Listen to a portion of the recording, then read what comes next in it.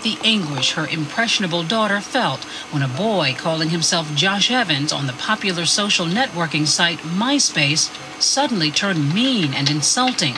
Tina ordered Megan off the computer, and her daughter stormed off to her room.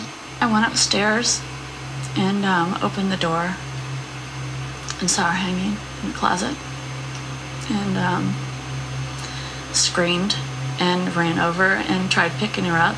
6 weeks later, they learned there was no Josh Evans, that it was all a cruel hoax created in the home of neighbors Lori and Kurt Drew, whose 13-year-old daughter was unhappy with Megan. While authorities investigated, Lori Drew denied involvement, pointing the finger at this woman, 19-year-old Ashley Grills, as the mastermind of the fake account. But Grills, a longtime family friend of the Drews, insists that Lori was deeply involved in the deception. Who said, let's go online? That was me and her daughter, and then she said, that sounds like a good idea. Lori Drew said that? Yes. So she was in from the beginning? Yes. No doubt in your mind? No doubt. And then you created the character? Yes. Ashley says she found a photo of a good-looking teenager and named him Josh Evans. Josh then contacted Megan. It was a prank, she says, to find out if Megan was gossiping about the Drews' daughter. What did you know about that friendship and whether there was any trouble between them? There was always trouble. They'd be friends one week and in an argument the next. The fake friendship went on for weeks, with Josh flirting with Megan. And did everybody take turns writing at some point? Basically, yes. Lori, ever? A couple of times. So Lori actually sent messages as well? When we didn't know what to say. You're sure? I'm positive. Now, Lori Drew has said through her lawyer that she did not create or direct anyone to create the Josh Evans MySpace account, that it was really all your idea. True? Yeah, that's not true at all. Why would she say that? To cover her own self, I guess. So you go on and you're typing and you're going back and forth and it's fairly innocent. Then it starts to get nasty. Mm-hmm. Nasty messages. Yes. Then there's finally a really nasty message. Do you remember it? Yes. What did it say? Our world would be a better place without you. Who wrote that? I did. I was trying to get her angry so she would leave him alone and I could get rid of the whole MySpace. So you wanted to end it? Yeah.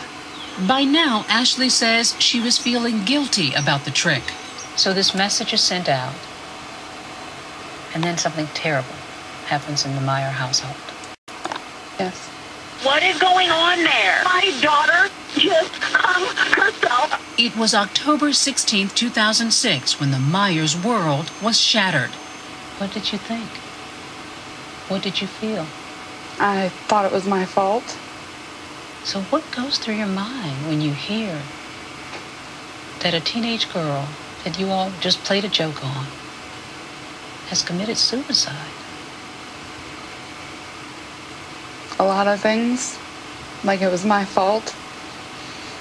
I shouldn't have said what I said. She says that Kurt Drew insisted that she quickly close down the MySpace account and that Lori instructed her to keep quiet. For a year, Megan's parents remained silent while Missouri officials investigated, but they soon went public with their story. A firestorm erupted with Ashley Grills right in the middle. Weeks ago, she testified before a grand jury in California, where MySpace is based. Criminal charges are being considered there. What kinds of things did you hear from people?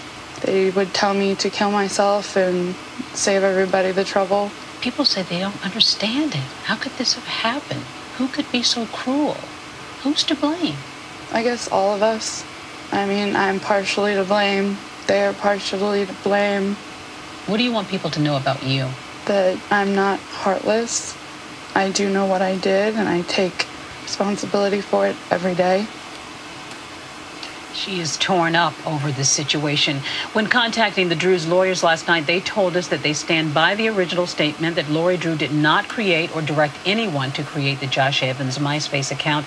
And though she was aware of it, that she never sent any messages, Diane. So, of course, it's a he said, she said, but a horrible situation that could now result in maybe criminal charges. It's just agony. This story, isn't it? And there's no going back. And this young girl says, you know, you have to be careful what you say online because someone could be hanging on to your every word. All right, thanks so much to you.